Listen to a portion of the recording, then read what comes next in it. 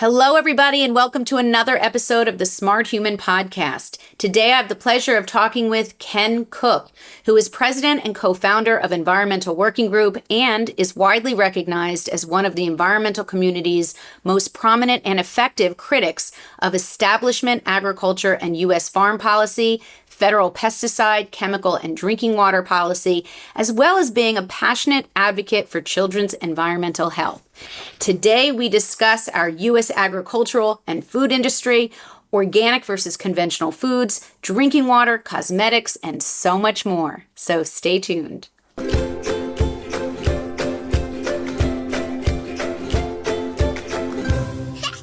Hello, everybody, and welcome to another episode of the Smart Human Podcast. Today, I have the pleasure of talking with Ken Cook.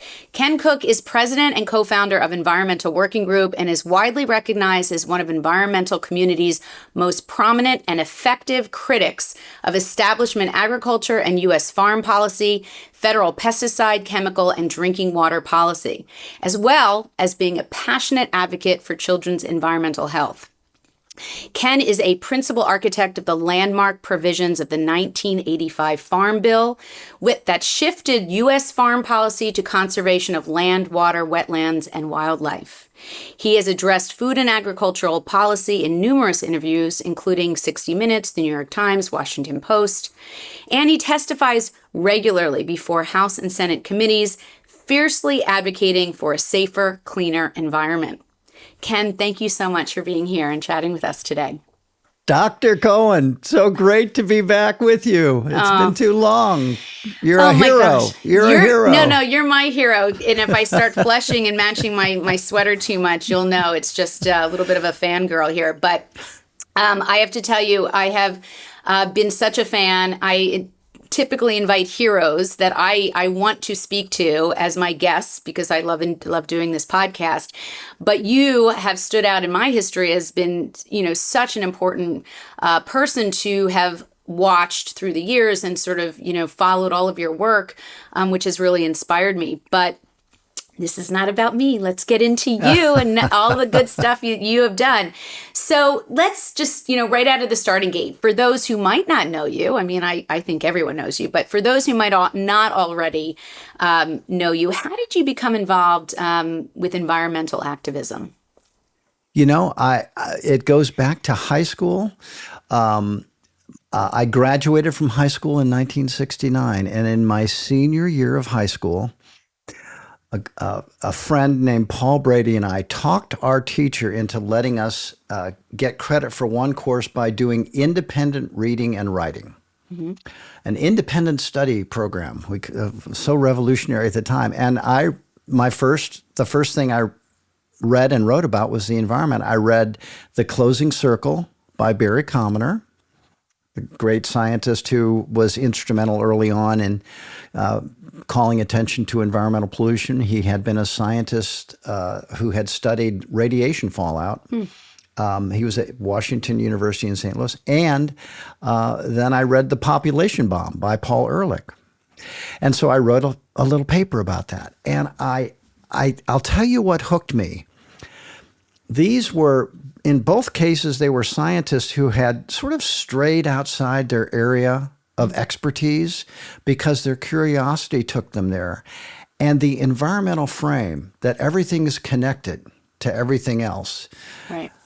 The connection part is what grabbed me, that maybe that's what environmentalists do. Maybe that's what environmentalism is about, is understanding these connections. And I love that I wouldn't have to make up my mind to be a lawyer or a doctor or a scientist, that I could swim in these waters forever and talk to scientists, talk to lawyers, talk to physicians like yourself.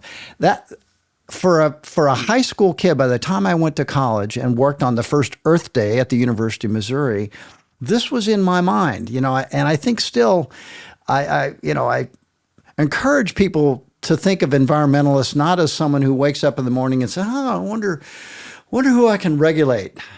Right. I wonder who I can wag my finger at today. Right. I'm not saying that we haven't done some of that in our time as environmentalists, but the main thing that excited me early on and shaped the direction of my career, my academic studies, was this notion, maybe a bit of a gadfly element to it, but basically really I wanted to follow ideas and facts wherever they might take me. And if you're an environmentalist, you might be reading about the Safe Drinking Water Act one day and then reading about a chemical that's a problem in drinking water the next, and then an industry that caused the chemical to get into drinking water that takes you back to the Safe Drinking Water Act and everything in between. I loved that habit of mind, that curiosity-driven curriculum, as it were, the curriculum in my head. Right. Yeah, I see how that could have influenced you. Even growing up in the Midwest, I was curious if that influenced, kind of some of your, growing up in Missouri, correct? You went to Yeah. And my father's side of the family they still had farms. Yeah. I was very much involved early on in helping around the farm. I lived in a suburb, but when I went back down to the farm, I was with my uncles and aunts. I was, feeding livestock and working in their garden, and really had amongst my friends, I was really the only one who still had, and this was back in the 50s, the only one who really had farm people right still in the family, because things had changed so rapidly and not for the better.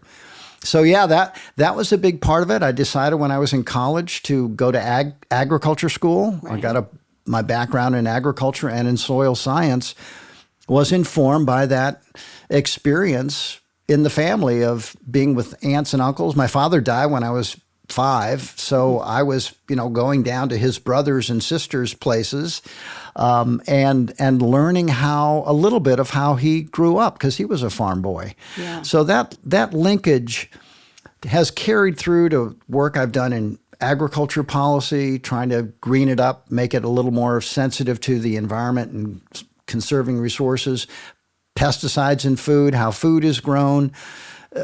You can trace it back to a lot of that early experience, and loving to be out in nature, right? I think it's great, and it seems as though, and I don't know when someone actually, I think about this myself, when does actually someone go from sort of passive observer to activist to I'm angry, I'm going to be fierce now. I'm getting my, Kishka's gut. I'm getting there to the point where I know enough, I feel confident enough, and I'm now fighting the problem.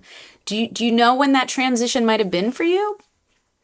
I think it was pretty early on, where I just didn't understand how people could, at the personal level, behave the way they did. I know, by the time I started EWG, which was 30 years ago, but at that point I'd been a freelance writer, a consultant for most of the environmental groups. I had done quite a bit of work in government. But by the time I got to EWG, that was really when I was able to dig in a little bit more about how people behaved in the corporate environment that somehow made it okay for them to allow these pollutants to go into our air and water and products, these contaminants. I was really, we used to say around EWG all the time that we're driven by facts, not emotion, but sometimes the facts really piss you off. That's exactly true. And you did some early work that kind of pissed me off, even though you didn't intend to, but even like your early studies of cord blood in newborns. I mean, that was 2005, which wasn't so far off from your 1993, co-founding EWG. But that was very personal, because one of those 10 babies that you tested the cord blood on was your son. Well, he wasn't one of the 10, but I was having a baby around the time that talk. I must have gotten it wrong. I'm sorry. No. We had already sent those samples to the lab, and but I did have an image in one of my talks of Cal, who's now 15, be 16 in a month or two. images of him in the womb, as through the normal ways that you collect those. And it was very personal to me. And I just, at some level, it really bothered me that a nonprofit organization had to be the one that tested cord blood and found all these chemicals. What's up with that? We've been in the chemical revolution at that point for 70 plus years. Right. And no one had taken a sample. We got ours from the Red Cross research program. Had my smart scientists figured out how to find labs that would divide it up and do the testing they needed to do to find PFAS chemicals, the forever chemicals, pesticides, mercury, PCBs that had been, and DDT, breakdown products, that, even though those chemicals had been banned 30 years before we got the cord blood. Right. Those things really upset me. Reading internal company documents. We used to have them, I don't know if you remember, in our conference room at our old headquarters in Washington. There was one of them from Monsanto that said, we found PCB in the fish near Anniston, Alabama, and the fish are deformed. And and it was a letter back to headquarters at Monsanto where they were saying, I've squared this up with the local authorities, and they're not going to tell anybody that this is a problem. Or the letter from the executive of a company that made asbestos products who said, well, if you've lived a good life working with asbestos, you might as well die from it. Or the internal document from DuPont, that the single-page document that reported the results of testing women who had been on the production line making Teflon. Mm-hmm. And it showed exposure. This is what gave me the idea to do umbilical cord blood. It showed some of the women who had detectable levels of these Teflon chemicals, PFOA, in their cord blood, and they had also had children with the exact same birth defects that had come up in animal studies conducted by 3M years and years before. And they just plucked them off the line, is what I recall. They didn't really make a stink about it. They didn't give warnings. They just kind of subtly took those women off of the production line. And told them that it wasn't, that the birth defects were not at all related to the Teflon. And so I guess it's just sort of that, how does someone do that? How do you read that document, much less write it, put it in the file, close the file drawer, and then drive out through the community you've polluted? Who does that? And it's an abiding question because in the end we have to reach all those hearts and minds.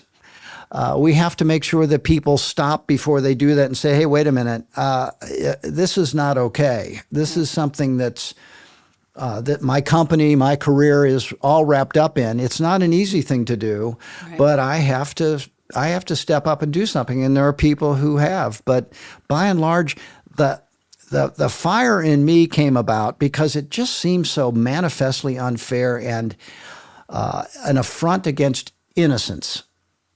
I think that's well put. I mean, it's an integrity issue as well, but it comes down to sort of the innocence and the voices that can't be heard. They're not there. And it can be animals. I mean, I read something about these forever chemicals. If you read these studies like I do every day, they come across either news articles or the science themselves. Usually, I read both. Emperor penguins with forever chemicals in them. What the, what is with that? Yeah. Right. And so why do we have a world in which that's happens for decades until we even look? And then when we look, we have to struggle to do something about it. That's why my podcast is called Ken Cook is Having Another Episode, because I have these episodes. Now you've given me one. Now I know I should be sending Xanax along with instructions to jump on the podcast. But I'll tell you something. It's like I'd like to know kind of the person behind the movement. And really, you created a movement. I mean, anyone could arguably say that, because back in 1993, I've heard you on other podcasts, I've read some of your work, and I've certainly seen the stuff that you've produced. But there was a mounting change in regulatory policy, and that's through different, presidents, different, political parties, and sort of this general move towards less regulation. Yeah. I mean, you tell us what you've seen it all. I mean, you've been doing this a very long time as a lobbyist and, as an activist. So I'd love to hear your perspective and what that did to, bolster your projects that you do. Yeah. And it shaped the way our theory of change. It added some important elements, which, the punchline is, and I'll find my way to it, but I don't want to forget it. The punchline is making sure that we make the most of our own human agency to protect ourselves and our family. That's not an excuse for no regulation. And trust me, at EWG, we spend our limit every year on how much we can lobby. We will never surrender that ground. But what happened in the 90s or by the 1990s is really the immune system of the regulated community really kicked in. These laws that were passed particularly in the 70s and 80s, and I was around then lobbying on a range of issues, but you would run into people on Capitol Hill during that period. Might be a group of 4 or 5 of us sit down in one of the cafeterias. You've been to these cafeterias in the House and Senate office buildings. And we'd be talking, and in a group of 4 or 5 of us, we'd be working on 3 separate bills, environmental bills that would become law that year. Yeah. But as those laws begat regulation and the regulations begat compliance, hopefully eventually benefiting citizens and consumers and the environment. But in that process, industry began to note that this was starting to cost them money. It wasn't bringing the economy to a standstill by any means. The economy was growing, doubling and tripling even as we were regulating. So that wasn't the problem. The problem was these companies were forced to make some changes, forced to, give up plants or rework them or otherwise spend money they didn't want to spend, and it became very cost effective to start lobbying against environmental regulation. And the place they started first, I hate to say it, and inject it into a conversation that's really about environmentalism. But it became very difficult to recruit bipartisan support for ideas that in the past were always bipartisan. There was never a major environmental law before the 1990s that didn't pass on the strength of bipartisan agreement. Like, who doesn't want clean air and clean water, right? Like, who wouldn't want those basic things? But then it started to sort of shift. Yeah, who doesn't want it? Chemical companies that don't want to pay for the equipment, or oil companies that don't want the pollution levels that come out of tailpipes clamped down on, and so forth and so on. So they started investing in campaign contributions, started investing in lobbyists. And like I say, that with those immune system responses, if you're a regulated industry, you start changing the politics. And the first thing that we noticed, and again, I regret saying it, we still consider ourselves super bipartisan in how we approach every issue before we go to Capitol Hill or to the public. But it became very difficult to find Republicans who within their own party could speak to environmental issues without risking getting primaried out. Because the rule became, we don't do regulation in the Republican Party. Now, there was some of that in the Democratic Party too, but what really changed was on the Republican side. And we just have to be kind of, I think, honest about it, because what really happened was you had voices who would tell you behind the scenes, we've got to do something about this farm runoff. We've got to do something about what's happening to our lakes and streams. We've got to do something about biodiversity vanishing and disappearing, being limited. We've got to do something about all of that. But the basic starting point for me and my party now is I have to be opposed to regulation. I have been told by many lobbyists across many sectors that whereas we used to maybe come together ahead of time and come to some agreement and say, okay, let's go to Capitol Hill together. I remember one lobbyist in particular saying, Ken, I would ordinarily be happy to compromise with you and go together to Capitol Hill and present this and say, hey, this is the environmental viewpoint. in compromise with the industry viewpoint. Here's something that could really make progress happen. Right. Let's do it. And what this lobbyist said to me was, in good faith, as a friend, we can't go to the Hill because even if industry agrees to something, if it's regulation, Republicans will be opposed to it. So think about it, right? Industry's coming forward and saying, no, we want this regulation. This is good for economic purposes. It's good for growth. We need to have a playing field that everyone understands the rules, and those rules have to move in the direction of being more protective. And to go to the Capitol Hill with people like that, only to hear that, well, that's all well and good that you've come to an agreement, industry and environmentalists, but we don't regulate here, right? No matter what. So that it got that bad, and it's still, it's still difficult to find independent voices. I'm not saying it's all Republican. I just want to be crystal clear about that. But it is a problem when your political viability depends on your starting off in opposition to any regulation, however beneficial it will be for your own constituents. So that's, it seems to me, how in many ways, and you correct me if I'm wrong, where EWG, which again, 30 years now and going, which is remarkable, really, it seems to have started to get its fight on, because in many ways you were perhaps compensating for the lack of infrastructure we were hoping for in our own government. And perhaps there's a lack of trust, as you start to see in the public, things like, blood levels or breast milk levels of chemicals, or, oops, guys, ever checked your water reports? And, those are changing, contaminants in water. And so did EWG started to get this build up and this fight going where they were like, you know what, let's do it for ourselves. We don't trust the regulating bodies. Let's see what we can do for empowering ourselves. No, it was the convergence of that, and of course the emergence of the internet, where you could reach people directly. And we found we started doing things. I'll give you a great example. We do a lot of work on personal care products and the chemicals in those products. Some of them disrupt the endocrine system, which I know you've written about extensively and talked about a lot. Some of them are associated with cancer in laboratory studies, and sometimes even epidemiological studies of the human population. And so I had a great scientist working for me at the time, Jane Houlihan.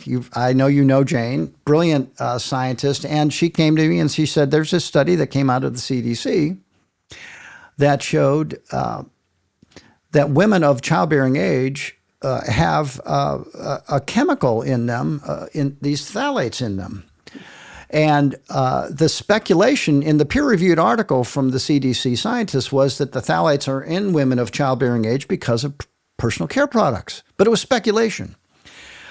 And so, I didn't think of that. It took Jane and her insight. I think it took, a great scientist who happened to be a woman. I think it took that combination to get past my barrier, like, well, that's not environment. But it is environment. It's a very intimate definition of environment, which is where we've, since evolved as an organization.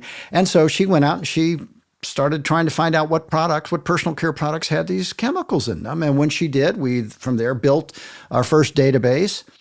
And the real revelation was we started looking at what products they were in. We took pictures of them. We downloaded them from websites, and we put them on a little database. I think the first one maybe had 10,000 products in it. Now it has 100,000 or more.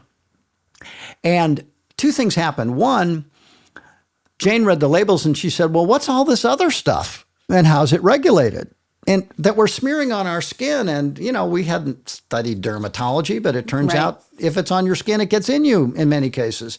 So that was a concern. What's all this other stuff for, phthalates bad enough. We're worried about these. And then the other thing that we noticed was we had built this database so that we could go to Capitol Hill and say, look at all these products that are unregulated. It goes straight in. There's no regulatory review at FDA. No one's looking at the ingredients for their safety or the formulated final products for their safety. This is a hole we need to fix We need to fill with a fresh new law. Hadn't been touched since the New Deal, regulating cosmetics. That's what we thought we were going to do with this database. But it turned out we looked at the traffic on the database.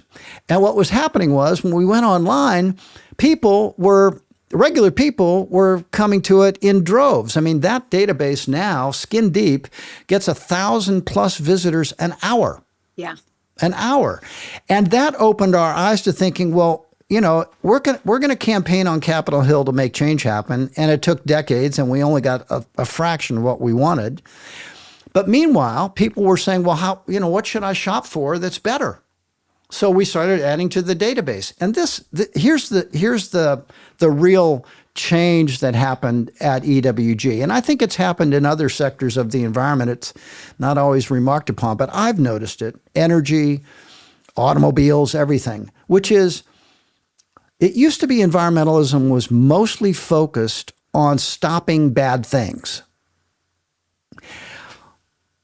Now it's changed. Now what we're fighting for is as important as what we've been fighting against. We can point to better products in personal care, and now we're encouraging people to do that. Don't wait for regulators that stop the bad stuff that's out there. We're doing it. We're spending money to do it. We have lobbyists. We have consultants. We will never give up that ground. But especially women in our focus groups, their reaction is, look, if there are questions about this, even if the science isn't clear to 5 decimal points, why don't we just move on? Let's just try something that we know is safer. Right. Let's fight for something. Let's point people in the direction that's positive instead of only focusing on how we stop the bad things, the negative. And that changed our organization. But that's happening in energy. People are, sitting around their kitchen table saying, let's get solar power and let's get cleaner appliances. Let's get rid of the furnace and get rid of other energy hogs. People are saying it in personal care products. They're saying it in food. Organics now a $70+ billion industry. Yeah, that's really interesting. On. Yeah, no, it's moving. The people who want this are moving the market essentially. And really, if you can't get regulation to change, you have to go to self-empowerment. You have to go to the movement. And I'll tell you, Ken, I've also seen as a physician, 20 years practicing rheumatology and watching immunologic conditions and yes. These chemicals have, of course, endocrine disruption capabilities. We know that. But they also have immune system issues. And I've watched more sicker people at younger ages with no family history. So where does that come in? So you have genetic components, but you certainly have this environmental piece. And I think having watched what you're watching is that people are sort of sick of being sick or sick of being afraid of getting sick. And there's a sense of empowerment that you're providing for the public that, that I didn't have until when I saw your website, 10, 15 years ago when I picked up on it. But it goes to this idea, like you said, of agency of number one, you have to know there's a problem because most of us assume everything is safe when it's on the shelf. I mean, that's a tipping point for a lot of people of believing or knowing that there is no regulation going into many of these cosmetics or testing for safety, toxicity, especially in certain demographics. But then saying, okay, if we're not being protected, where do we go for vetted, rigorous information? I mean, those are two important parts, though. TikTok can tell you things all day long, but you need vetted, rigorous studies, real in-depth, and that's what EWG provides. Am I wrong? No, you're right, and we have updated upped our game. Increasingly, we're publishing in the peer-reviewed literature, whereas in the past we would publish what we thought was a very rigorous review of a particular chemical or a product category, and we were proud of it and still stand by it. But we've now gone the extra step in many cases of getting it into the scientific literature or some portion of it, some foundation for what we're claiming. And you're right. Look, we can't. I can't get up in front of an audience at this stage and and say to, and I don't know why my audience, it seems like half the women who come are pregnant. I don't know why you would do that, but that's what happens. I can't get up in front of those folks and say, the solution here, the first thing we need to do is pass a law and then pass regulations. And then when the regulations are implemented, well, by that time, that baby they're carrying will be in graduate school, right? So, you in a way that I regret, we're placing the burden on people to take action. Yeah. But on the other hand, the action is getting easier. It's not like people have to give up modern life. And it's becoming more mainstreamed. I thinking back on our trajectory, you and I together, and so much has changed. Just look at endocrine disrupting chemicals. And I invite everyone, if you want to find out who's worried about endocrine disrupting chemicals, I would invite you to go to the website of the endocrinologists, right, the Endocrine Society, the people, right, the 20,000 or so people in the Endocrine Society. They're the scientists investigating our hormone system. They're the physicians that you go to when you might have a hormone-mediated health problem. Read their website and see what they say about these outside chemicals, these exogenous chemicals that come into our bodies and fool our hormone and our system into thinking they're a hormone, and they perturb some kind of biological action. These ideas were pioneering in the mid-'90s when Pete Myers and Theo Colborn and Diane Dumanosky, Fred Vom Saal. Yes, exactly. Yeah. They were the pioneers because they couldn't believe that this was real. I mean, they themselves were shocked by the fact that there were these low-level exposures that had actually similar clinical effects or biologic effects as high-dose exposures. And and up until that point, no one had even bothered to look below those thresholds. Yeah, so and endocrinologists, endocrinologists they're working in the parts per trillion range, right? Super low chemical signals that are sent in our body, and suddenly you have an external set of signals coming in that's disrupting it and causing potentially all kinds of problems. And that's exactly right. And so we always tell people, look, the science is way ahead of regulation and law, and it's going to be ahead of it for an uncomfortably long portion of your life, so much less your kids. And so take action when you can, and we try and find, to the best of our ability, practical, affordable things that people can do. And the interesting thing about this is, as this has evolved and we've seen individual behavior start to change markets, you don't have to change 50% of buying behavior. You can change 3 or 4%, we've learned. And big companies and small companies both. Small companies will jump in to take advantage of that. Big companies will say, hey, I'm losing market share and my margins are low. Maybe I should pivot away from some of these substances. These kinds of changes happen much faster and deeper than you might think, and certainly faster and deeper than we could ever hope to have through regulation. And that's because, and this is one of our credos at EWG, you mentioned people assuming when they go into the grocery store or the drugstore that if it's on the shelf, it's safe. It's not safe necessarily. It's just legal. Mm-hmm. And just because it's legal does not mean it's safe. And that gap in between those, which is, again, disturbingly wide for so many categories of products and exposures we have in everyday life between legal and safe. We always tell people one of the things EWG does is help you bridge that gap. We try and give you practical advice, whether it's personal care products you can use on our Skin Deep website, all of our information about pesticides and additives in food, cleaning products, stuff you bring into your home, whether it's a sofa or a rug or something you're going to put under your sink to clean your house, whatever it might be. Let's get you closer to safe than legal would require. Right. Yeah, I agree with everything you say. And the things that you've created, and we can get into some of these because I don't want to, I have so much to ask you, but I want to tell you between the Dirty Dozen Clean 15 that you guys created, which you're very, very well known for in terms of the non-organic choices of conventional fruits and vegetables to choose that may have highest level of residues versus lowest residues levels. I think that's incredibly useful. Comes out every year. You have a tap water, score type of where you can put in your zip code and try to see what contaminants have come up. And you have a water filter guide, and you have a shopper's guide, which is food quality. And so just a number of things. I have some specific questions that I have been dying to get you in this position to ask. So let's jump into some quickie questions here. When food travels, tell us about the food system. I just had blueberries yesterday that were organic in a, unfortunately, single-use plastic. Yeah. But they were from Peru. But they were USDA organic. So here's my question for you.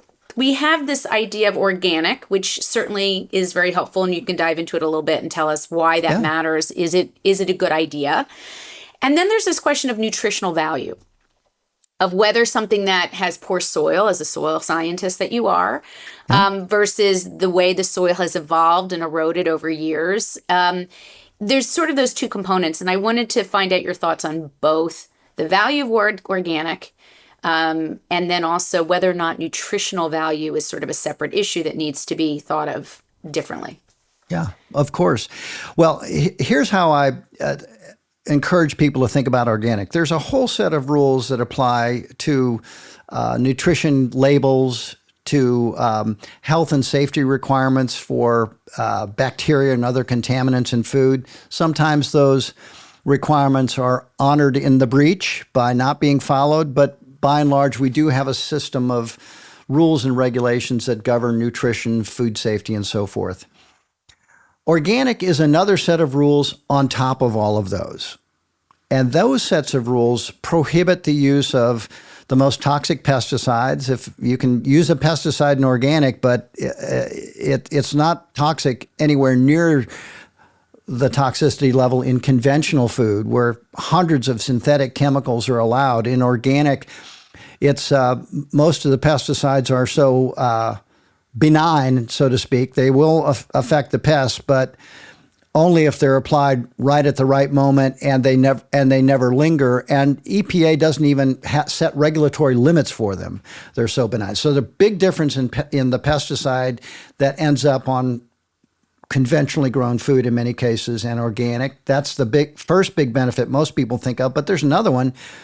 If it's a processed organic product, you're also prohibited from using almost all food additives and colorants and fillers and all the rest that's in our conventional food. And all the synthetic stuff. Because there are additives that are like vitamin C and vitamin E. They're considered preservatives, but we're talking the synthetically created preservatives, colors, and additives. Yeah, the things that are for the convenience of the food manufacturers and their marketers, and not really, in many cases, food at all. They're just synthetic substances that have been added. Well, those are prohibited in organic too. Now, there's a global system of organic certification where there's reciprocity across different countries. So those blueberries you imported from Peru, they have when they have the organic label on it, it's the USDA organic label, because there's a reciprocity agreement where Peru has to meet our standards. Is there a chance for cheating? Excuse me. Yes, there is a chance for cheating, and that can only be enforced, for example, for pesticides by sampling organic produce and seeing if the cheating's happening. Mostly it doesn't, but I'm not saying it never has. That's that second set of rules on top of all the other ones that pertain to getting that organic label from USDA. Then there's the question of, well, if food travels a long distance, does its nutritional quality diminish? And to some extent, yeah, it does diminish. Depends on the fruit and on the produce item. It depends on how well it's cared for during that chain of custody, whether it's refrigerated appropriately and so forth. All kinds of factors there. And we know, even I have a refrigerator. I'm in California where we grow lots of those fruits and vegetables, but they're not in the market now. So when I buy organic strawberries in California, even though we have vast fields of them coming on now, those strawberries are coming from Mexico or someplace else. It is, I think, it's a dilemma. It raises questions about climate change, obviously raises questions about how farm workers are treated, raises all kinds of questions about energy and water use, none of which are included in the organic standard. Right. There's a new standard called regenerative organic, where they're trying to include more of those. And I applaud that continuous improvement approach to a standard, but the majority of organic doesn't have those elements of compliance. So there are concerns about eating out of season. You're shipping food from far away. In our family, we eat those foods. I'll just fess to it. There is a concern probably about nutritional diminishment in the way food goes through the system over time, over distances. Or aren't they sometimes frozen in sort of a low temperature refrigerator 6 months in advance in case there's a blight or some type of problem with, apple orchards or something? Yeah. And so the big box stores, even the big box organic, proponents, these stores actually, have to sort of keep an ongoing back storage of produce, is my understanding. Oh, yeah. For sure. And they've had to solve, in some cases, for problems that conventional farmers don't have to solve for. You can, if you're worried about fungus on potatoes and it's a conventional potato, you can spray a fungicide on it. You can't do that with an organic potato. And the reason we're seeing organic potatoes in grocery stores all over the country is because consumer demand was enough that organic growers and shippers solved for that. So now we don't have to deal with that. So again, it's the consumer demand side. The more it raises the bar for what companies deliver to us, the more it makes it possible for these things to be democratized. Right. And accessibility, right? Democratize accessibility to, kind of urban areas that don't necessarily see fresh produce and, so I get what you're saying. Would it argue though? And I just to add, sure, we have a long way to go in that regard. But our friend Phil Landrigan, the famous public health physician, right, was from the very beginning one of our key advisors at EWG 30 years back. Phil liked to say, organic is private school for food. It's great if you can find it or afford it, but not everyone can. So our challenge is to move the system in the direction of those attributes of organic. And sometimes you do it, like, for example, in our shopper's guide you mentioned, in addition to the dirty dozen, which where we mention list the fruits and vegetables that USDA's own testing show, there's lots of different residues of pesticides on these conventional fruits and vegetables like strawberries. They spray them like crazy, and they're left in the fruit when you get it. But there are other produce items, and it changes a little bit each year, but a lot of them where the timing of the pesticide that's sprayed and the type of pesticide that's used on, you end up having a risk in the field for the farm workers or anyone near the spraying, and that's a problem. But by the time the food gets to you, because the pesticides are not sprayed at the end of the season or when the fruit is on the plant, or because of the nature of the pesticide that's used, it's not in the food. So you can buy conventional food. That's the Clean 15, because we had to rhyme it. Those are the fruits and vegetables where, if you're concerned about pesticides, you don't have to insist on organic. And the whole thing here is, look, eat fruits and vegetables. It's much better to eat a conventional apple than it is to eat a Hostess cupcake or a Twinkie. Of course. And while you're eating that conventional apple, you should also wear your seatbelt if you're driving while you're eating. So, we think people can have two public health ideas at the same time. That's right. Yeah, that's right. But that goes to the point that really, as environmentalists, we want to have landscape, ecosystem level change happen that protects the environment. And as public health experts, we want population level benefits. And you can't have that if these are niche industries available only to elites who have enough money and enough education to do it. So the whole goal is to do away with EWG. But I have to not need it. It's like not needing integrative medicine. It's like not needing a niche form of healing or health or safety or prevention or protection.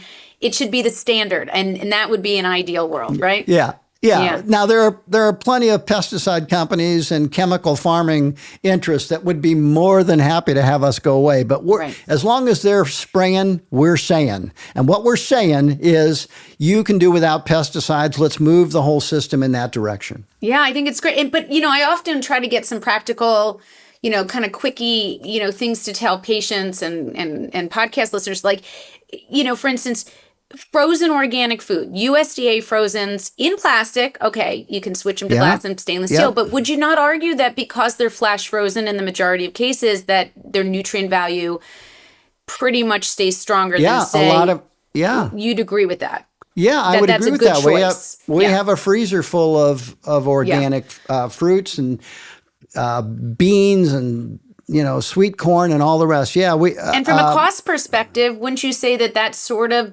democratizes the access to nutritious yet pesticide, free foods? In a way, I'm problem solving.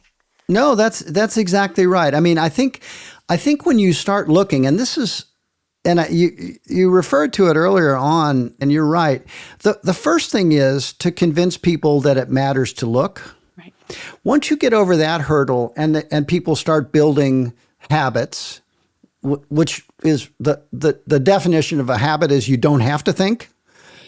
Once you get people to that stage, they can discover all kinds of super cost-effective daily life modifications that you don't even notice after a while, but that protect you from tens of thousands of exposure events every month, every year. You can do it by smarter household cleaning shopping, smarter shopping for personal care, smarter shopping for the food you have, how you maintain your home, how you refinish a furniture, a bedstead, or paint a wall. In all of those ways, there are options now, and they're growing all the time because people are asking for them, and people want to make money selling something that's healthier. It's not perfect. I'm not saying the market solves all these problems. I'm not an advocate of, we don't need regulation. We're neoliberals. We'll just let the market play. Not even close. As I say, we spend our limit every year lobbying the government to get things done by law and regulation. But the power now, particularly with the internet, driving information exchange in a way we couldn't do it 20 years ago. I mean, think of 20, 30 years ago, the tool we had at our command to make markets change was pretty much the boycott. That was it, right? Right. And now it's the boycott, B-U-Y. It's, you can make changes happen with a fraction of the market share that gets a ripple effect going across a sector. And pretty soon people are chasing the leaders in a specific sector to make sure that they can continue to compete with the consumers that are looking for a reasonably priced, safer product.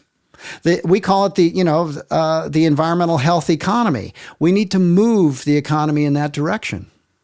No, look, I think what you guys have created, what your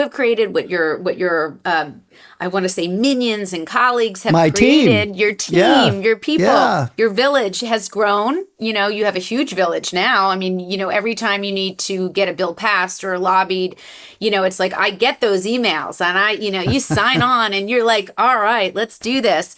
And really, I hope that lobbying portion of EWG never goes away, because really, how many places do put pressure on these Not regulatory enough. bodies. Not enough. Let's talk water real quick. I mean, I know we're going to be running into time. I could talk to you all day. Drinking water the safe drinking water bill hasn't changed in 25 years. They added one change, but really 50 years since it was established. And I know that you're fighting like crazy to get some of these, EPA maximum contaminant level recommendations to be much, much lower, from an EWG's perspective than the EPA is even allowing. So we're talking dramatically different perspectives on what's safe. Yeah. What are your thoughts on that? And what do you recommend people to do about this sort of slow moving Mac truck? Well, to jump right to the solution that we've concluded makes sense, and then I'll tell you how we got there. Go to the tap water database, which is on ewg.org. You'll find it if you type in tap water database.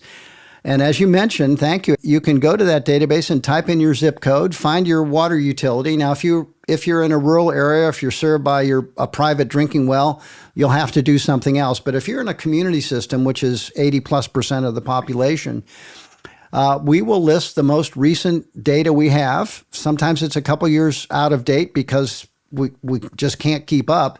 We're working on the next edition. You'll find for your water utility everything that's been found by the federally mandated, the tests that are mandated to be conducted of tap water contaminants by EPA. Now, a couple things to say about that. Not only is it sometimes data from, in this case, might be 2021 or 2022 now. So it's old. It's the best we can do. The other thing to know is that for many of these contaminants, EPA has never published a legal limit, a limit that requires the utility to do something to lower the contaminant.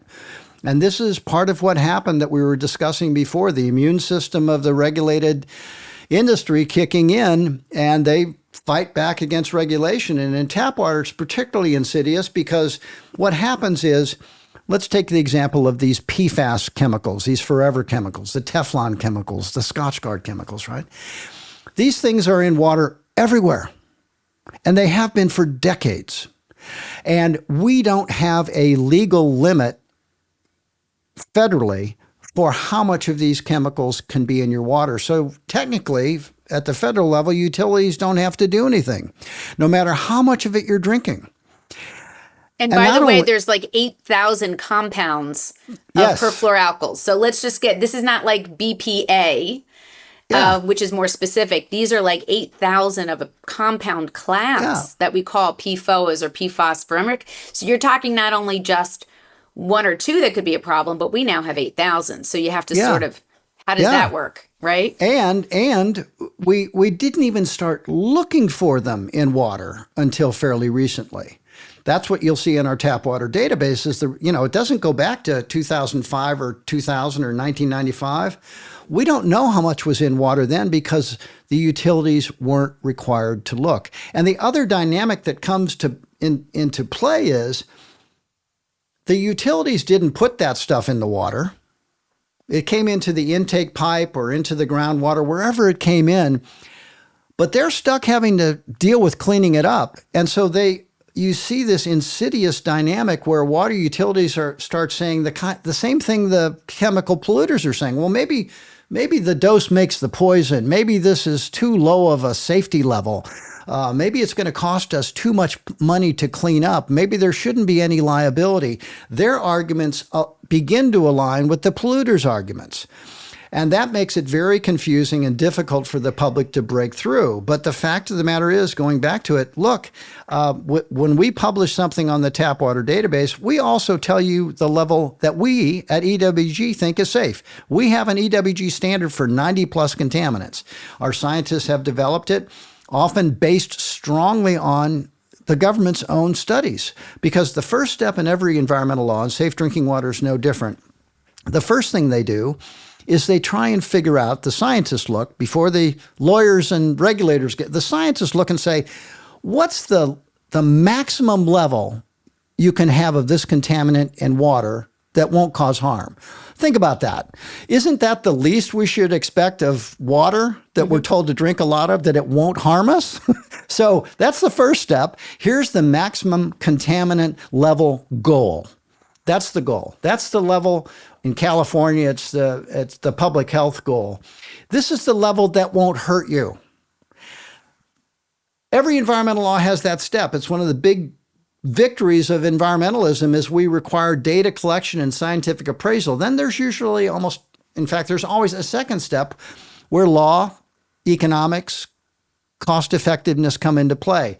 So you have a level. I'll give you the example of hexavalent chromium, the Aaron Brockovich chemical, no less. Yeah. This is a chemical so famous it won an Oscar, right?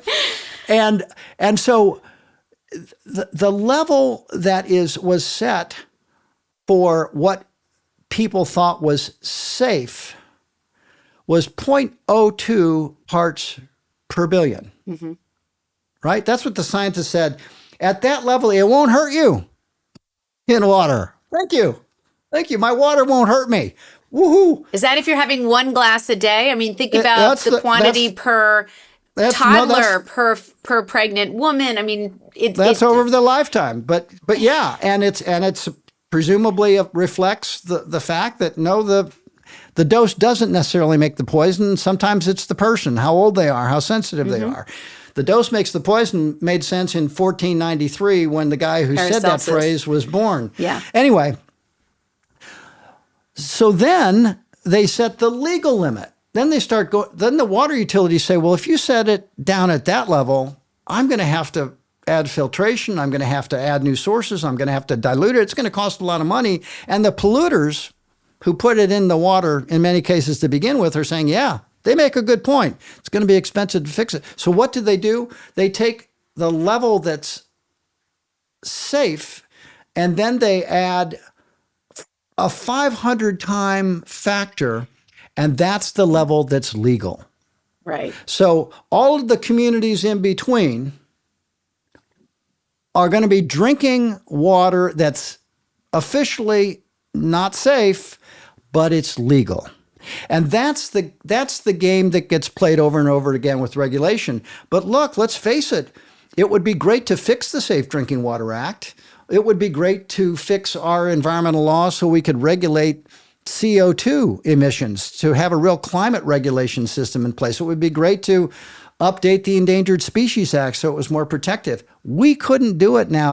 I don't think we could pass the Wilderness Act. I don't think we could establish the EPA today if we hadn't established it under Republican Richard Nixon in 1970. That's hard to believe. So that's why it's so important to find that agency. Sometimes it means protecting yourself and your family by, building out your own knowledge base. Yeah. Sometimes it means going to states and getting states to do what the federal government is frozen from doing. And there are leading states like New York, California, Maine, Washington State, where activists are doing amazing work. And we're proud to do it here in California and elsewhere alongside them to get states to take action because the federal government's frozen. It used to be the other way. Right.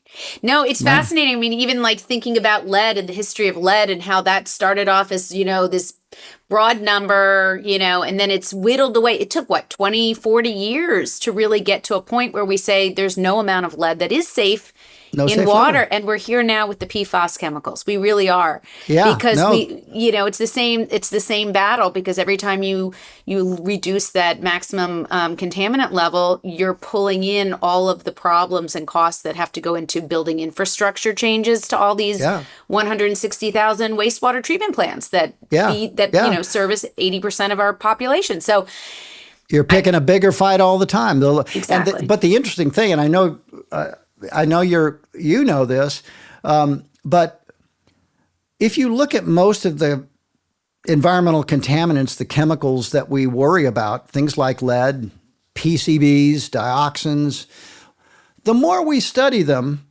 the lower the safe level goes, right? That's the way the science evolves. Sometimes we spend too much time, I think, in the science end of things, investigating chemicals that have already been regulated, but that's the way science often works. But still, The lead levels, as you say, that we thought were safe some time ago are much lower now. Look, these PFAS chemicals, we're talking now about a proposed EPA limit of 4 parts per trillion for a collection of different forever chemicals, the PFAS. 4 parts per trillion.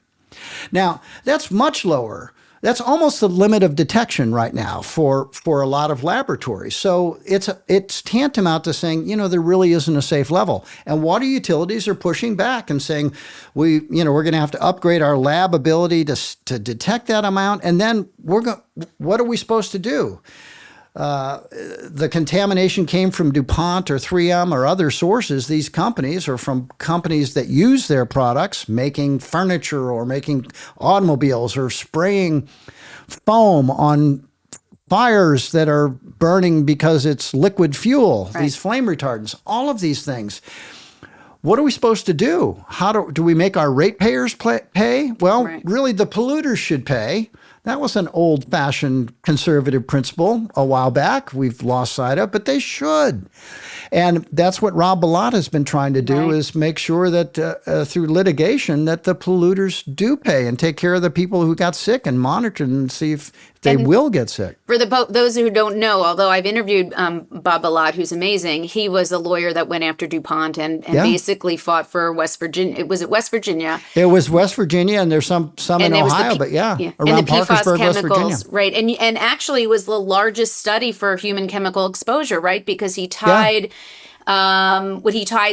basically the funding and the payout from DuPont to getting individuals in the town tested if they wanted to, and they rallied because they wanted to know what was inside of them and their family. So it turned out to be an incredibly valuable, I want to say, community participation in something that was so awful. Totally. I mean, Rob did many things that are exemplary, but the two things that really stand out that separate him from and set the bar now, I think, for plaintiffs' lawyers in these kinds of cases. First, he took all the damaging studies that he discovered through litigation against DuPont and against 3M, and he sent those damaging studies that told the truth, what the companies knew decades before. These were dangerous chemicals and they were everywhere. He sent them straight to EPA. And from there, all of us could get access to them. That's how we started working on this in the fall of 2000. And the second thing he did was, when settlement came around, instead of just giving people cash, he went to them and he said, the plaintiffs, because he'd won a settlement from DuPont, he said, how about instead of taking the money, we spend it instead on a study so we can find out if there really is harm that might befall you. You may not have a cancer now, you may not have a liver problem now, but maybe we'll see that coming on in 10 years, and getting a few $1,000s now won't be as important as investing in the science that can show you need medical monitoring. Right. Or these sets of diseases really are linked to.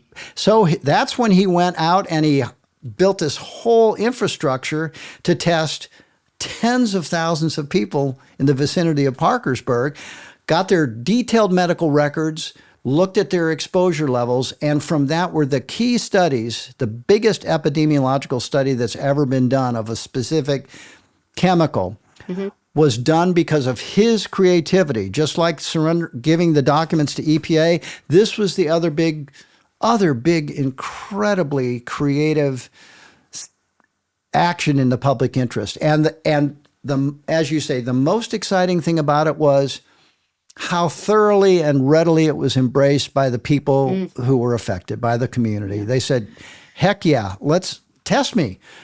I'll bring my kids in and draw blood in a trailer, right? I mean, it's a big deal, but that tells you how people felt, how important it was, how upset they were. Right.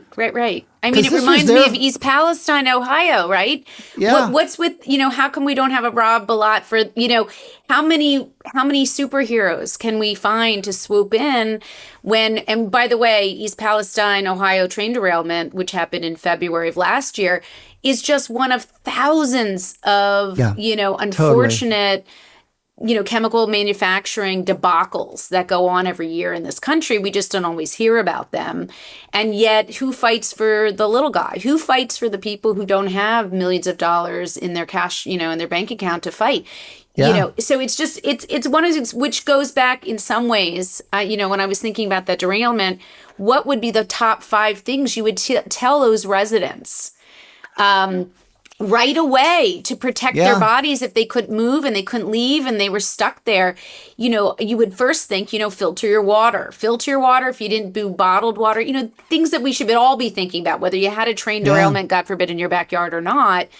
What are the 5 things that you would say, boom, you can do this, this, and this, and already start to prevent chemicals and toxins getting into your body to affect health? Well, the first thing I would say is, obviously, if you know the exposure route, do something to avoid the exposure route. I don't know what you do if it's in the ground and it's evaporating into the air. Dioxins. Who can live their life that way? And think of all those families who, like most of us, the equity, their economic equity, is in their home, and suddenly that home is in a polluted zone that, definitely compromises your long-term outlook for whatever you might want an inheritance you want to pass along to your kids, or who knows what. Or farming. There's a lot of farming in that area. I mean, affecting cattle, affecting soil, animals, pets. Yeah. So this is where, we really need for people to remember that if you stand up and insist on fairness and justice, don't let them talk you into sitting down. Mm-mm. I don't care if it's the government. I don't care if it's the railroad. I don't care who it is. I don't care if it's a scientist for a regulatory agency. You stand up and insist that something more be done. Keep pushing that, because if you don't, then people from the outside won't hear you because you haven't spoken up. And this is a lot to put on someone who's already dealing with the stuff we just talked about, right? Bad water, bad air, kids can't go to school, farmland ruined. It's asking a lot. But the truth of the matter is, it's the only thing that's really ever predictably and reliably made a difference, is people standing up and said, no more.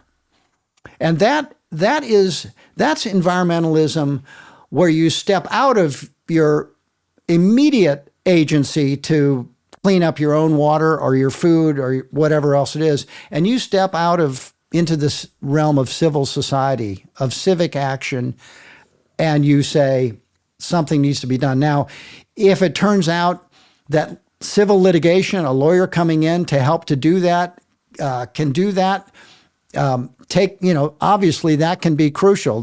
Sometimes that's not the best solution, but sometimes it's the only one, because they've said, hey, you know what? We've cleaned it up to federal standards. We can't do anything else for you. We're done. We're going to stop supplying you water because the water's just got a little bit of this shit in it, right? It's legal. And so that's where I think we still depend on the plaintiff's bar, on juries and judges that will say, look, this was done in a way that caused harm, and even though it hasn't triggered illegality, it's triggered the need to protect the public well-being and the public health in a way that might violate state laws that raise a higher standard for protecting people, and utilize those. So that's one. And I just had Erin Brockovich on the show, and we went off on this.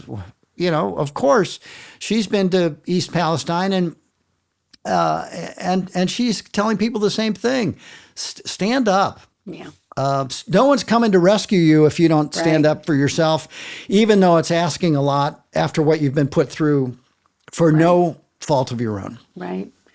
Yeah, no, it was a tragic story, but it was so indicative of where we are now nationally as well. I mean, worldwide, we have these issues too, but in terms of U.S. and, I don't think we ever realize how close we are to a disaster, even understanding the rail lines and how chemicals just move across this country along rail lines that we don't even know might be in our backyard. Oh, totally. So it's just a really, you start to wonder where's the best place to live in the U.S. It's not even clear, right? What you're trying to avoid. So, look, I need a drink. I don't know about you. I should keep some alcohol here, of course, organic, just kidding. Yeah. But the idea is that you guys and your colleagues have created such a movement where, again, you're hearing about these contaminants, these derailments and just sort of manufacturing debacles. You're creating a way for people to empower themselves, protect their own health, protect their family's health, prevent or reduce the risk for diseases that we know are related to these exposures, whether it's cosmetics, whether it's air, whether it's feminine care products, the list goes on and on. You have practical solutions. You have reasonable solutions. You talk about costs. So it's not just for the wealthy and the people who have access. So you've democratized, this concept of protecting yourself from exposures. There are other really good things that are coming down the pike that I know you're involved with. Regenerative farming. Obviously, education is kind of growing. I'm doing physician education. I'm doing high school. People are getting involved in conventional medical schools have yet to embrace this kind of information. Don't get me started. You'll have another episode. That's right. Oh my God, I'll have more drinks. But even school garden cooking programs. Tell me some good news. Let's end this. Oh, there's lots of good news. I know there's good news, but I want to hear it from Ken Cook. That's what it matters. That's what matters to me. Go ahead.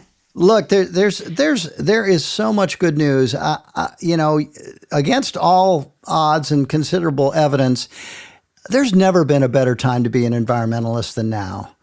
Because not only are the good fights going on, and I encourage you, whether you're in East Palestine or wherever you are, when you see something that's wrong where you live nearby, stand up and fight for it. You won't be alone. You won't be alone. People will join you. There are people that you don't even know will come out of the woodwork, and you'll form a community to have an environmental health economy right where you live. And then, you can also express yourself in ways that, again, to highlight this change in environmentalism, where you're making the case for what's good. You're fighting for something, a more just and equitable food system where we don't have to worry about food deserts in the wealthiest country in the world, where we have more than enough food to eat. Systems that can do that, you can make it a reality in your own life. You can help make it a reality for others by joining in civil society with organizations, EWG, but there are many more who are fighting that good fight. Right. And the most encouraging thing to me is when I meet with people, young people who are starting their career, and you probably have the same sort of experience. It used to be, I thought I wanted to be Ralph Nader. I just wanted to follow that path. That was the only model I had. And what a great one he was, with the exception of that election thing that one time. He gets a pass for that. I'll give him a pass on this conversation for that. But now when people come to me, young people, I'll say, look, it's great to go in the public interest. It's great to go to law school. It's great to go into government. These are all great. But, you can also make a huge difference now in the private sector if you seek or create opportunities within companies or companies you start to make a change. Because we now have goalposts. Sometimes we have standards. Sometimes we simply have a personal commitment, a drive for transparency, so that personal commitment is made public. All of these elements coming together, combined with the internet that, for better or worse, and a lot of it's worse, unite us all, give us the same kind of access to information, most of us anyway, you can make a difference.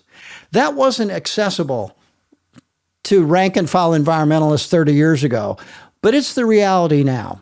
You can find a great company to work for. You can start a great company.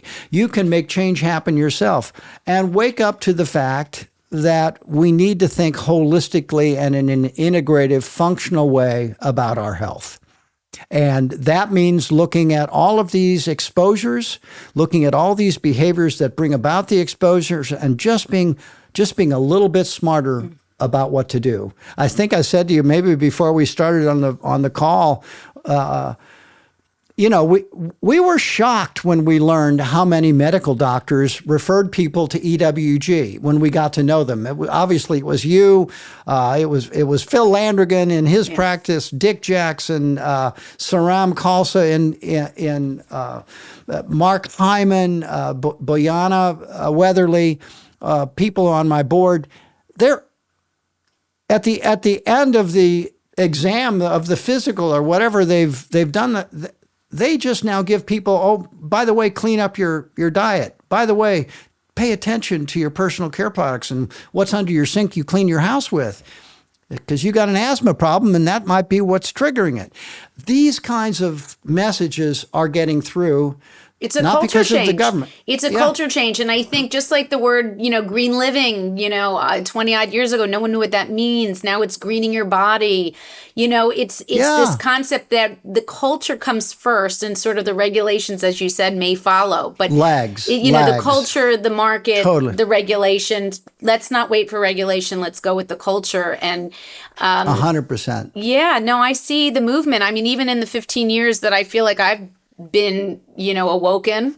I've seen dozens of colleagues, move through the, sort of the ranks of education and trying to get this information out to their patients, to their social media subscribers. So there is a 100%. democracy in social media. There is a democratizing of health information as well as chemical information. Yeah. Sure. It's moving to an environmental health economy. Yeah. We have endless amounts of work to do at every level. But the fact of the matter is that should be the new normal. Yeah. Where products, you don't need to go to EWG's database to see if they're okay. And food should be plentiful and affordable, that's healthy to everybody, including primarily starting with fresh food, and that we should have, energy systems that sustain the planet, don't burn it down, on and on. That's the environmental health economy, and we're encouraged that people are embracing it. People are embracing it. More and more of them, not enough, are hearing about it at the doctor's office. More and more of them are experiencing it at the grocery store, the drugstore, or the furniture store. That's our hope. And it feels like there's so many smart people now who have embraced this standard of environmental health and are moving it forward, not always evenly, not always across all sectors, and definitely not everyone is benefiting yet, but that is our goal. An environmental health economy that supports everyone. Well, on that beautiful note, I will say that it's an honor to talk with you today. It's been years in the making. I can't tell you how long this has been that I've waited to be able to converse with you so openly and collegially. And I'll be honest, your work has been incredible and inspiring. And like I said, the entree of me into this world, it's been inspiring. And I love what you guys are doing. And I hope that you will continue to sort of affect as many lives as you are already doing so. And hopefully, people listening to this will jump on the EWG bandwagon because you're doing incredible work, So thank you for all of that. Thank you so much for the incredible work you're doing, especially laboring in the vineyards of trying to get the medical profession to pay more attention to these threats. It's been an honor to spend some time with you today, and I look forward to hanging out in person before too long. Let's find a way to do that too. Yeah, I'd love that. It sounds good. Soon we will. Our paths will always cross. But thank you again, Ken, for all you do, and really have a great day. And we'll talk soon. So thank you. Thank you.